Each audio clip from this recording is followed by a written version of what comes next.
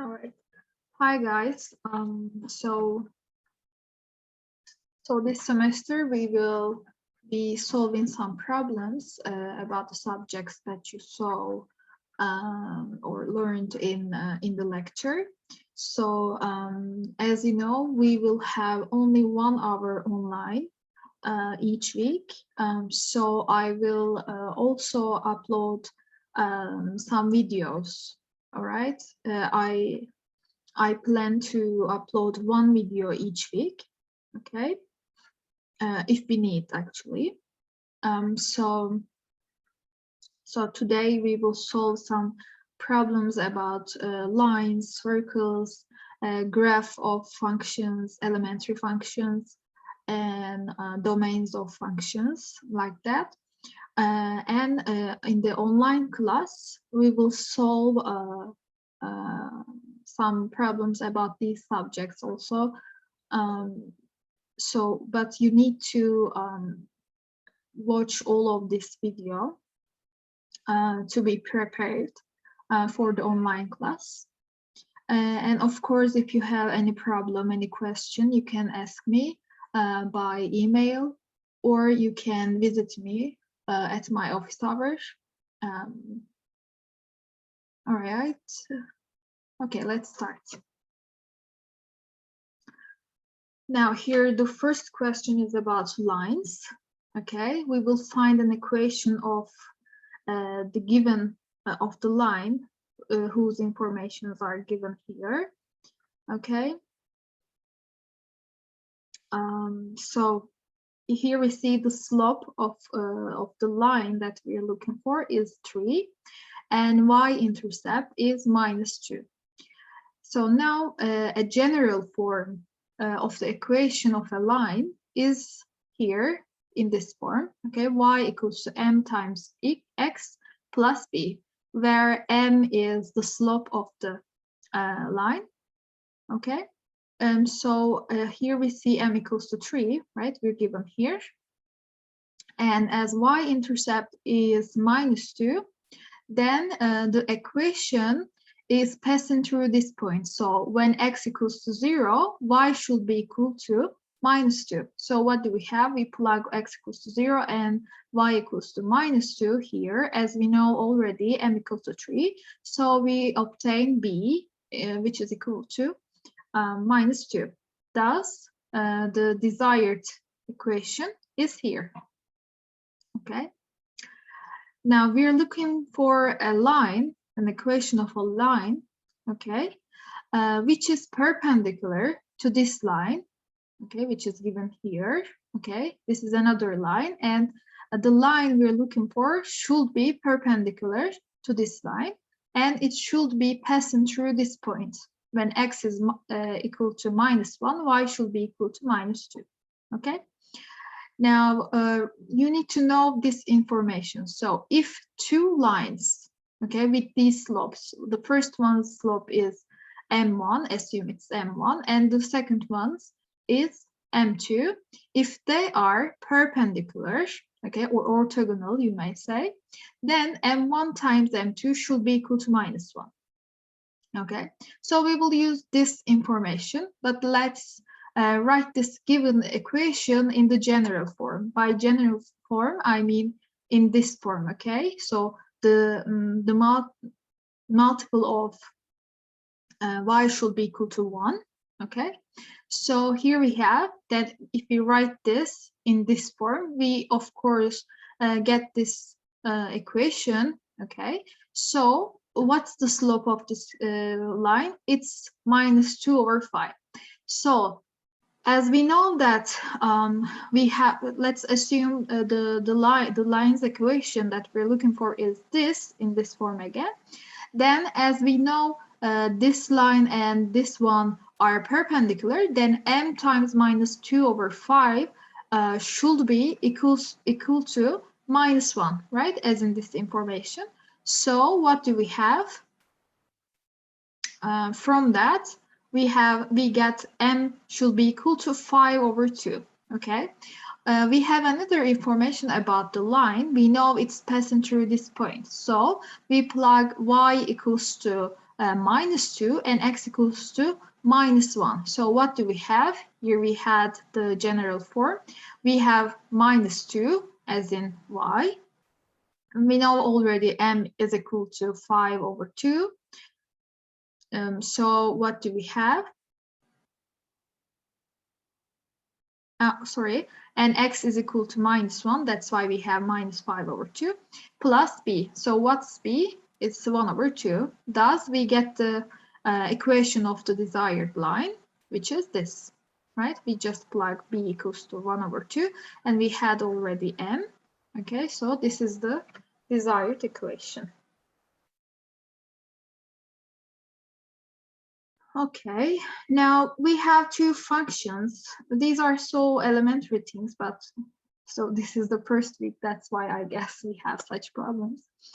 So we have two functions. One of them is f, which is defined by x plus 5, and the second one is x squared minus 3.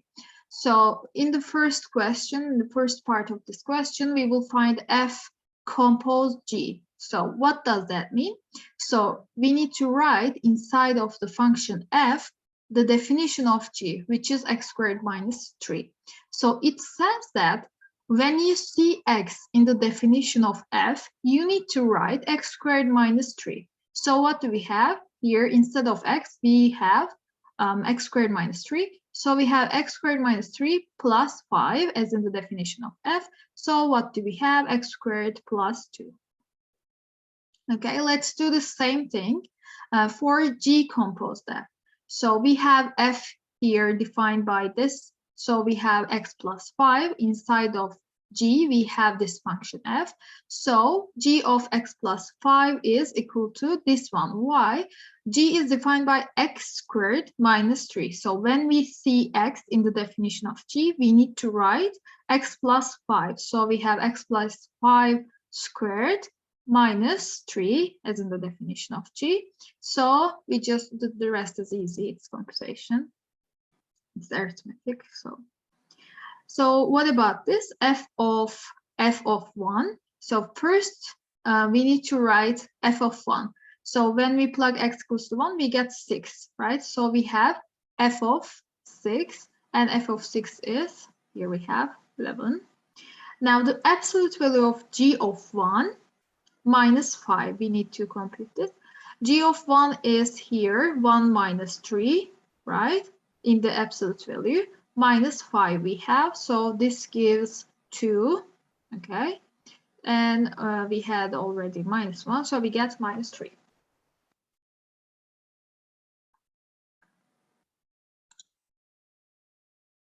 All right, so what's the domain of a function? It's the set consisting of x's, okay, where the function on which the function is defined, okay? So, so you see, for example, when x equals to 5, this function is defined by 1 over x. So when x equals to 5, we get 1 over 5, right?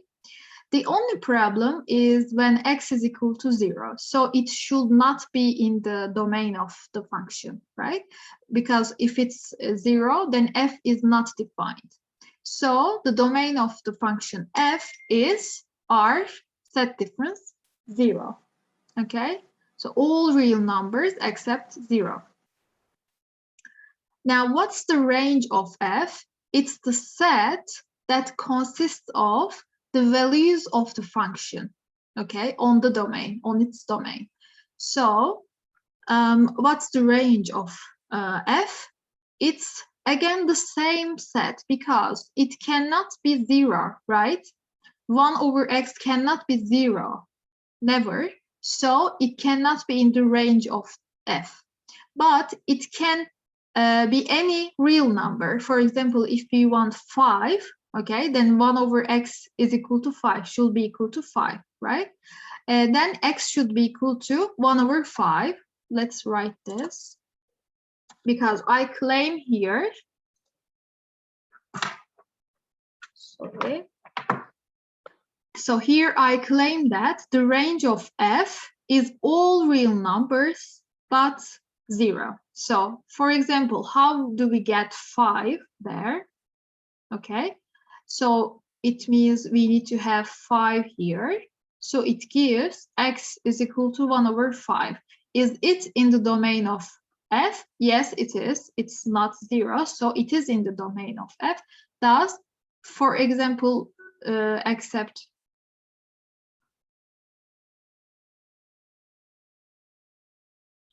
for any real number y, we will have x equals to y if y is not equal to 0, right? Otherwise, x is not defined. Okay, so except 0, y can be anything, any real number. Okay, so the range is this. Okay. Oh, by the way, this is the graph of this function. This, you should know this graph. Okay, we will use later, I guess, in the online class. Okay, we will use that. So what about this? Again, we need to find its range and domain. Let's first find its domain. So this is defined if 1 minus x squared is greater than or equal to 0, right? Otherwise, it's not defined. So what does this inequality say? So we need to have this, right? If this is correct, so 1 should be greater than x squared, which gives x is in between -1 and 1. So the domain of f, the set where the set consisting of the values in R on which f is defined is this set. This means exactly this. So the real numbers between -1 and 1, including -1 and 1. Okay. So what about the range of the function, the given function? We have f of 0 is equal to 1, right? Here 0 is in the domain. So we have f of 0 is equal to 1. And f of 1 and f of -1 are also equal to 0, are equal to 0, sorry. So f takes the values between 0 and 1, right, on this domain, because, for example, if we take the value -1/2, we will get here 1 minus square root of 1 minus -1 over the square of -1/2. So we will have 1 minus 1/4, which will give us the square root of 3/4. Okay, so it's in here in this domain. And also, if we take 1/2, we will have again the same value. So it doesn't important, the negative parts doesn't important, because we will get the same values on this range, on this domain. Okay, this part of this domain. Okay, so the range is 0. This closed interval from 0 to 1. Okay, the points in real numbers from 0 to 1. And this also an important and elementary function. You should know very well this one. Its domain is defined on the values of x, where x is greater than 0. So its domain is here. Okay, and its range is R. Okay, you should know that very well, this function. Its graph is this. Okay, when you put 1, ln of 1, it's equal to 0. Okay, as you see, the domain of, so on the graph we can see also the domain of f. You see it doesn't get 0, so it's not included in the domain. Okay, it's open here, isn't here, and it's defined on the rest of the real numbers, right? The ones which are greater than 0. Okay, so it's this domain. Its domain is this. And what about the range? What are the values of this function on this domain? They are here, right? And here. So this whole line is the domain of this function, which is, of course, R.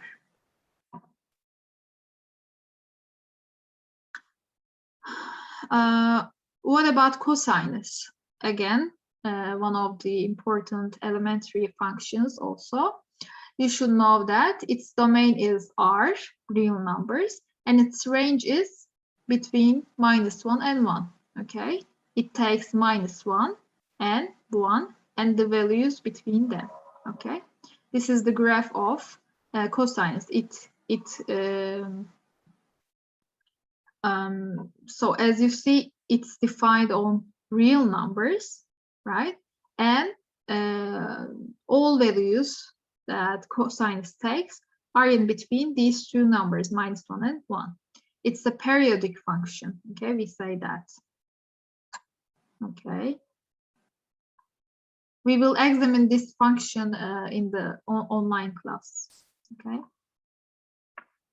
While we're graphing the functions, sketching the graphs of the functions, you may say.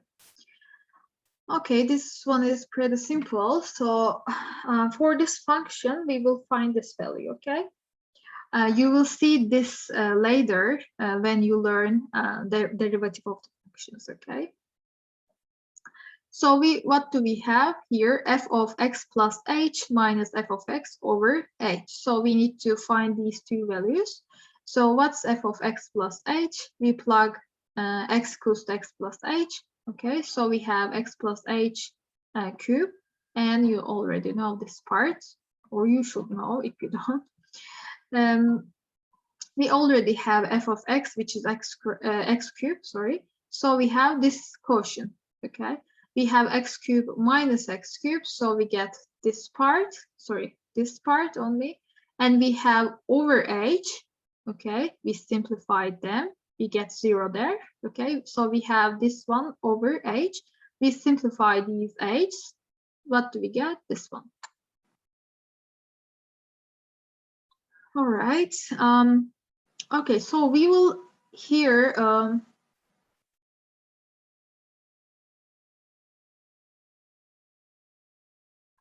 okay. So here we will examine if the given functions are one-to-one or not, and if they are onto or not. So what does that mean? What does this one-to-one mean? So we say a function f is one-to-one if, this is the abbreviation, so it means one-to-one. If f of x is equal to f of y, then x equals to y, okay? So when the value of the function at those 2 points are equal, then insides of the function are equal, okay? So here we see f is defined by this function, this formula, x squared. So we plug first 1. So you may take x equals to 1 here. We get 1 squared, which gives 1. If we plug also -1 here, because it's in the domain, you see the domain of the function is real numbers. So we have this also, -1. And we get -1 squared, which is again 1.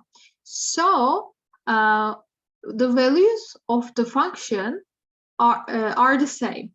They both 1. So we have this part. What about this? Inside of the function are equal? No, they are not. So f is not one-to-one. Okay. So this given function is not one-to-one. Let's look at the graph of this function. It will be better. What's x squared? It's parabola, right? So it's this. So we took first 1, which gave us 1, and we took also -1, and it gives us 1 again, right? So the function is not one-to-one, because when the values of the function at those 2 points are the same, but in the domain we find 2 different points, okay? So it's not one-to-one. And let's look at the first definition of being onto. We say a function on this domain X and range Y, it's onto if for any Y in the here in Y, in the capital Y, if for any Y there exists some X such that f of X is equal to Y. So if we take -1, for example, from here, okay? Here Y is this and X is this. So if we take -1 here, then it should be f of X is equal to X squared, that X squared should be -1. But there is no real number whose square is -1 or any negative number.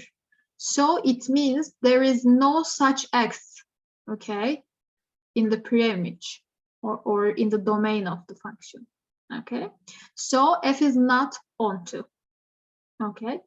So as you see here, this part, the function, the graph of the function does not include here. The range of the function, sorry, does not include here. Its range is this part, 0 and positive real numbers. So it's not onto, okay? For -1, as we took here, for -1, there is no X behind that whose range is -1, okay? So it's not onto. Okay, what about this function? So you will be surprised here, I guess. So the domain of the function is this, and here we have R again, and the definition of the function is the same with the previous one. You mark that? So we see that if y squared equals to x squared for those points x and y in the domain, so we will prove that f is 1-to-1, okay? If they are the same, we use the definition only, okay? If y squared equals to x squared, then y squared minus x squared is equal to 0. So let's rewrite this as in this form.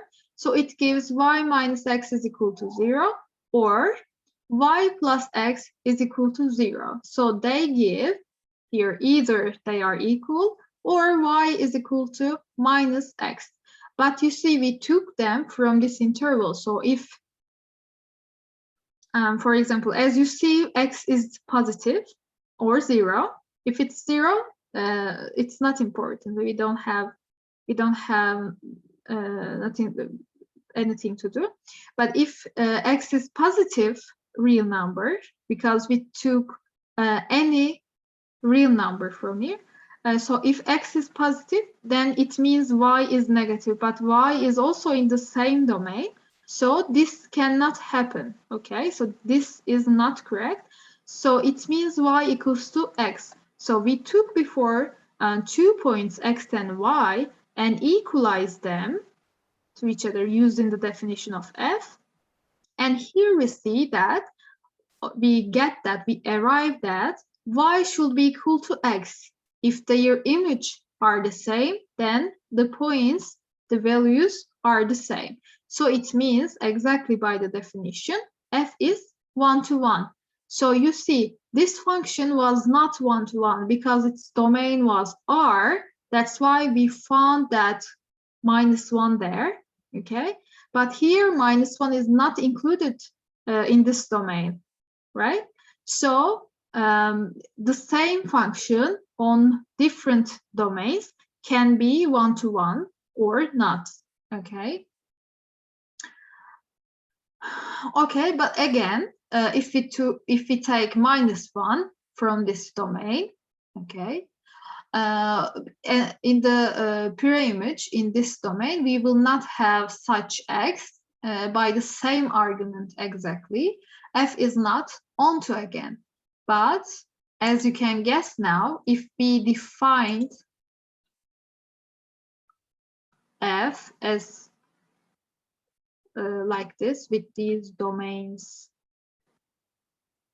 okay, then this function is 1-to-1 and onto, right?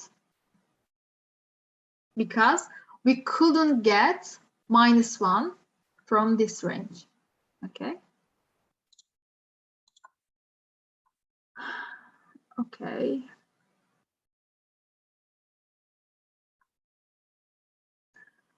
Okay, now we have this function. We will again examine if it's onto or one-to-one. So it's defined by this. So we will show again that f is one-to-one. So you see the domain of the function is here, minus infinity and 3 closed.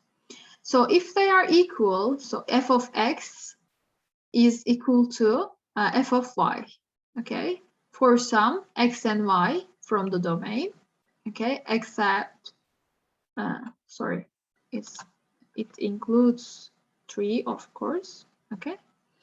Now, for some x and y, if they are equal, then you get squares of these two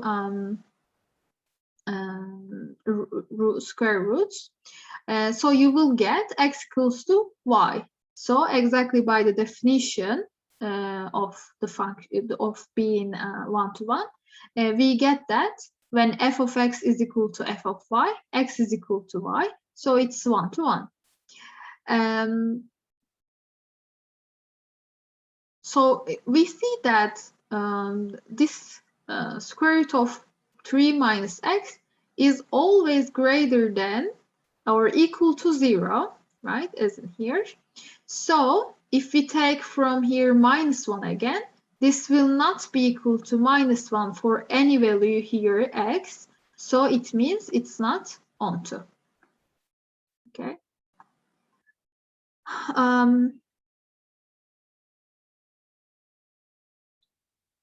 Okay, we will define. We will find if the given functions are increasing or decreasing. So again, we have the definition. We say a function is increasing on some domain x if for any x and y in this domain x, if x is less than y, then their image preserves this order. Okay, if x is less than y, then f of x is less than f of y. And it's called decreasing then if x is less than y, then f of x is greater than f of y. Okay. So let's suppose that x is greater than y, okay, without loss of generality. Suppose that x is greater than y, then what do we have? We have the definition of the function x cubed, we know that. So f of x is equal to x cubed. What do we do here? We assume that x is greater than y, and we will examine this case, okay, f of x. We will examine the relation between f of x and f of y, okay? So x cubed is greater than y cubed because x is greater than y. We know already that. So f of x is also greater than f of y. So the function preserves the order, right, when we get the image. So f is increasing by this definition. Okay. What about this one? By the way, the graph of x cubed is this, okay, the graph of this function. And as you see, it's increasing, right, for any values here. When we're approaching infinity, it gets bigger values, right? Greater values than the previous one, so it's increasing. We also see that from the graph. What about this one, the absolute value of x? As you see here, the graph of this function, you should also know that one. So here you see it's decreasing, and here it's increasing, right? So when x is greater than y, if they are both positive or 0, when x is greater than y, then we have f of x is greater than f of y, so f is increasing. And if this is the case, okay, and again x is greater than y, then f of x will be equal to minus x, right? Because they are negative now. And f of y will be equal to minus y. And we already know x is greater than y. If we multiply this one by negative, we will get minus x is less than minus y. So what do we have? F is decreasing now. Okay, so as you see here, it's decreasing here and increasing there. Now we will find again equation for a circle now. Okay, again we have some conditions. We want that this circle has center at this point and of radius 5. Okay. So in general, again, the equation of a circle whose center is this point, A, comma B, and radius is R, its equation is equal to that one, okay? In general, it's of this form. So we know the center is this, so we have x minus 3 squared plus y minus 1, so we get plus 1 squared, and radius is 5, so we get 25. And here we have, again, center at the origin now. So the point 0, 0, right? And it passes through 4, 7, okay? So the general equation is this now, right? A is equal to 0, B is equal to 0 here. So we get this. We need to find that R. So we will use this information here. It passes through 4, 7, sorry. So here we have the radius of the function. So this is, here we have the triangle, right? So what do we have? R squared is equal to 4 squared plus 7 squared, which gives 65. So we have, here we write R squared is equal to 65. We have this equation for the circle, for this circle, okay? So that was all. We will solve some problems which are a little bit harder. So they will, oh, sorry, we had another question. Okay, this one is also easy. Let's solve this one first. Okay, we're given an equation, and we know that this equation represents a circle. Okay, we will find center and the radius. Let's write this one as in the general form. Okay, so here we have 0 is equal to this equation. So we rewrite this one. So as you see, we have x squared, okay, and minus 4x. So we need to remind that x minus 2 squared will give us these two terms, okay? And we have y squared plus 10y, so we remind that this will give us these two terms. So now what about this part? Here we have x squared minus 4x plus 4 plus y squared plus 10y plus 25. Now we had already on the left these terms. Now we have plus 4 and plus 25. We get 29, not equal. Here, these two terms will give us 29, but we need to have 13, so we add this one, okay, minus, subtract this one, minus 16, okay?